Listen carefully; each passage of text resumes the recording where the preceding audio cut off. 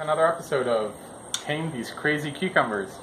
So I haven't been here in a couple of days, and as you can see where the cucumbers grow up in splits, and you have the flower and the tendril that grabs on to find somewhere to support itself.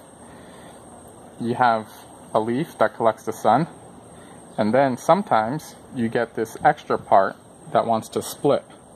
Now, if you want them to go all over the place, that's fine, but if you're trying to grow them up on a trellis like this, you'll want to take off the extra splits so that you can keep your cucumbers in orderly fashion. That's one I missed. I'll go in the compost, and here's another one.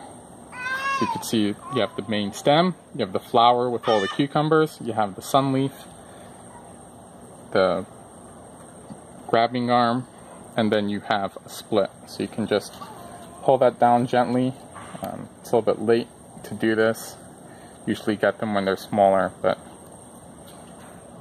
there you have it. Then, this one's so tall, we can already attach it to the next line.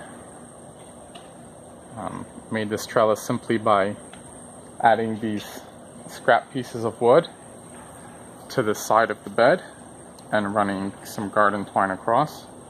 I'll just take another piece of twine and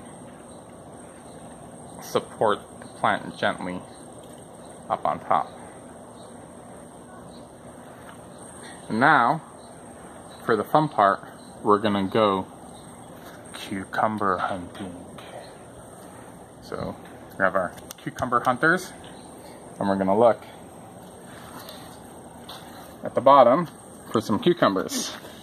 Now over here you can see these two cucumbers, and I've been asked to leave one of the larger ones for plucking by someone else, but I'll take this one here.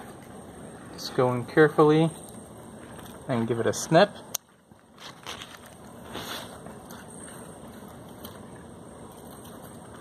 And here we have our first cucumber of the season.